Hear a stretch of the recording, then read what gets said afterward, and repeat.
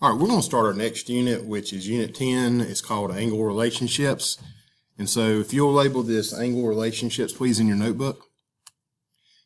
And then our essential question is going to be given in just a little bit.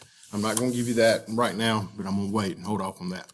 First thing I want you to do is you don't need to copy this down, or as far as you don't need to copy the protractor down, which is this diagram right here.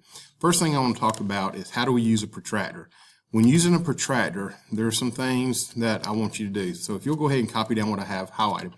When using a protractor, you'll notice there are two sets of numbers. There's what's called the top set and what's called the bottom set. The top set on the left side starts at 0, so it goes 0, 10, 20, 30, all the way up to 180. And then on the right side, the bottom set starts at 0 and goes in multiples or increments of 10 all the way up to 180. So a straight line is 180 degrees. What I want you to get out of this is how to read a protractor to accurately number or measure an angle.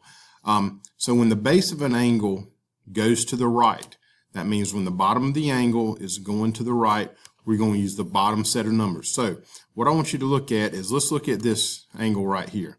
Let's look at angle CAD. So let's look at angle CAD. First thing, if you look at CAD, hopefully you understand what a right angle is. A right angle would look something similar to this, if I can use this dotted line as an example. So is angle CAD less than a right angle or more than a right angle? And you can look at it and tell that it is less than a right angle. So your two choices that you have is you have a choice right here of 30 and you have a choice right here of 150.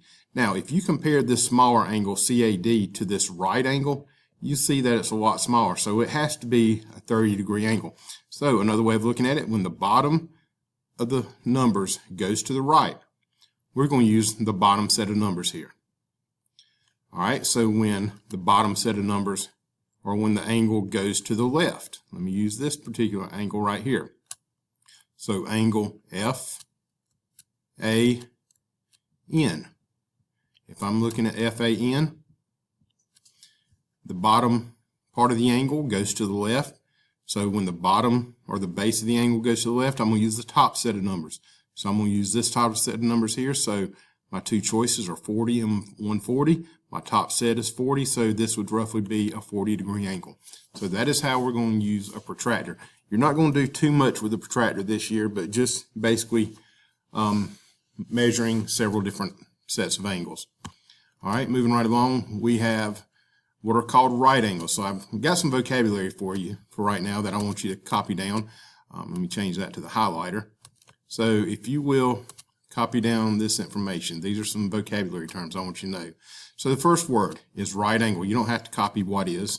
So right angle. A right angle is an angle that measures 90 degrees. So a right angle is an angle that measures 90 degrees. We have what is called a straight angle.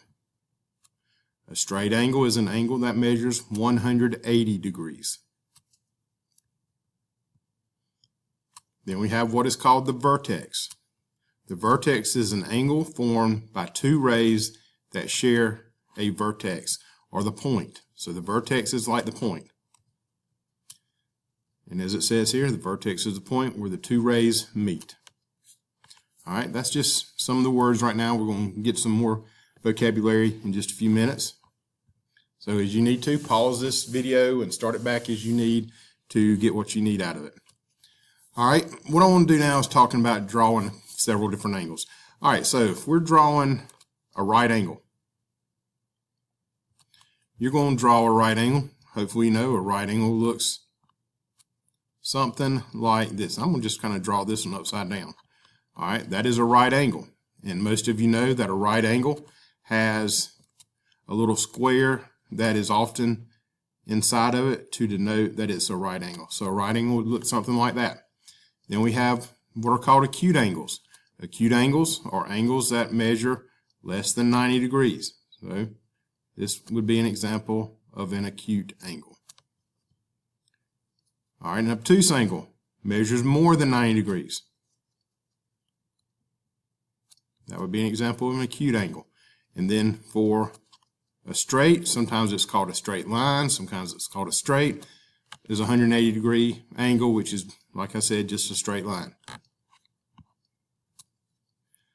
All right, so let's talk now about naming some angles.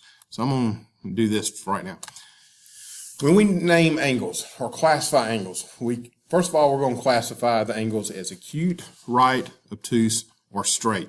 So you hopefully, as a 7th grade Accelerate student, know the difference between acute, right, obtuse, and a straight angle. Now, when we actually name an angle, we're going to use the vertex as the middle letter. We're going to use what's called the 3-letter method. The 3-letter method is where we use 3 letters. So, in the example I'm going to show you, we have angle ABC, or it could be angle CBA. So, we have angle ABC or CBA. And as I said, the vertex is always the middle angle. Then we have what is called the 1-letter method, where we use only the vertex. So if we use only the vertex, this would be called angle B, because we're using the vertex. And the third way of naming an angle is with a number. And the way we would name an angle with a number is if there is a number in the vertex. So here's our vertex, and here's 1, so this would be angle 1. And since that angle is less than 90 degrees, we would label it an acute angle. All right, so what I want you to do here is name each angle and classify it as acute, obtuse, right, or straight. And hopefully you know acute is less than 90, obtuse is more than 90, right is exactly 90, and straight is 180 degrees. So this first one, hopefully you know that is acute. Second one is obtuse. I'm going to skip the third one, and this one is called a straight. All right, I'm going to give you a little bonus on this one. This one right here, I'm going to take the first 3 answers that people turn into me tomorrow on Wednesday. If you can write on a piece of paper what this is called, I will give you 100 as a bonus. But I'm only taking the first 3 people who have it written down and turn it in to me tomorrow. You can't email it. You can't just come up to me and tell me. You have to give it to me tomorrow on a sheet of paper written down. All right, so let's keep on going. When we're naming and identifying angles, we have what are called vertical angles. Vertical angles are angles that are opposite, and they are formed by the intersection of 2 lines. So vertical angles are opposite angles formed by the intersection of 2 lines. Then we have the word congruent. Congruent in math basically means equal. Vertical angles are congruent, or they have the same measure. So vertical angles, they're equal angles. So what vertical angles are is when you have 2 lines that intersect. In this case, we have this line and this line. We have 4 angles that are formed. I just numbered these 1, 2, 3, and 4. Angles that are across from each other, like angles 1 and 3, and then 2 and 4.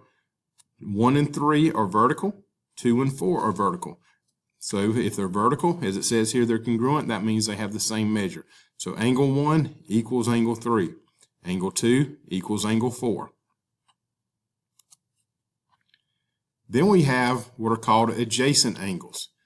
This is a term that students often, they kind of have some trouble with this. Adjacent angles are angles that are side by side. I call them next door neighbor angles. So when we have lines that intersect, angles 1 and 2, they're side by side. So if I look at this straight line right here, angles 1 and 2 are side by side. Angles 2 and 3, if I look at this line right here, angles 2 and 3 are side by side on that line. Angles 3 and 4, again, if I look at this line, 3 and 4 are adjacent. And then angles 4 and 1 on this line, they're side by side. The thing with adjacent angles is they have a common vertex, which is the point where they intersect, and they have a common side. So let's look at angles 1 and 2. Angles 1 and 2, this is their point right here that they have in common.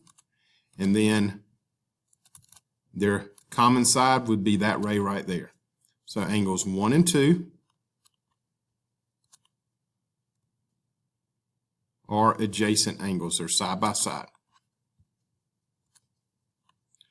All right, now we're going to incorporate the use of equations into our missing angles or missing measures of angles. All right, it says here, find the missing measures.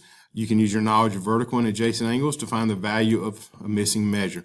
We know that vertical angles are equal, and we know adjacent angles are beside each other. They share a common side. And a lot of times they will be on a straight line. And let's don't forget a straight line equals 180 degrees. So number 3 says, what is the value of x in the figure? So one of the things we have to concentrate on is think about what we know about vertical angles. Vertical angles are equal. So A and C would be equal to each other. B and D would be equal to each other. Since B and D are equal to each other, 3x minus 10 would equal the same as this angle here, which is 50. So since I'm trying to find the value of x, I'm going to use this part here for B, angle B. So we know angle B is equal to angle D. So angle B is 3x minus 10 equals 50. We're just going to solve the equation. Excuse me. We're going to add 10 to both sides. And just like we did with equations or solving the inequalities, we cancel the things out. So that leaves 3x equals 60. We now divide each side by 3. And hopefully at this point you know how to solve these equations. The 2 3's cancel out right here. And so 60 divided by 3 equals 20. So we come up with x equaling 20. All right. Way we can check our work, let's go back to the original problem. If I substitute 20 in for x, that's 3 times 20, which is 60. 60 minus 10, that does give you 50, so that proves that that is the correct answer. Now number 4 says, what is the value of y in the figure? So let's look at angle A and C. Since these are vertical, we know that angle A should be equal to angle C. All right, angle A is 2y minus 2, 2y plus 2 equals 130. So we're going to just solve the equation. I'm going to subtract 2 here, subtract 2 there. That leaves 128.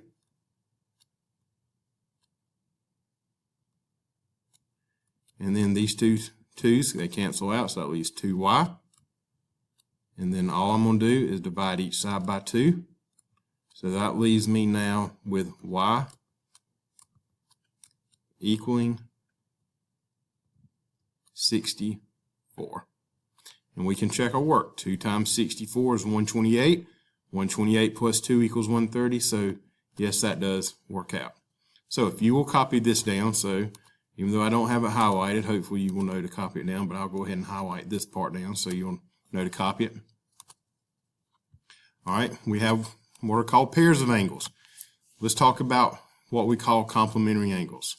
Complementary angles are angles whose sum adds up to 90 degrees. So if I take this angle here of 25, that angle is 65. Together, 25 plus 65 equals 90. So those are complementary angles. Then we have what are called supplementary angles. These are some more vocabulary words for you. Supplementary angles are angles whose sum is equal to 180 degrees. All right, we have a straight line here, so a straight line is 180. So we have this angle here, which is 135. This one is 45. If I add 45 plus 135 together, that gives us 180 degrees. So those would be supplementary, and I'll go ahead and highlight that up here to show you that those are 90 degrees.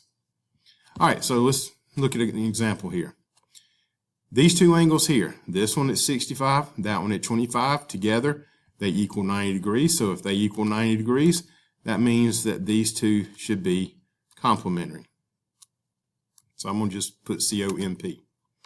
All right, we have angles 1 and 2 here. They're on this straight line. So angle 1 plus angle 2, those are supplementary. Angles 3 and 4 are supplementary.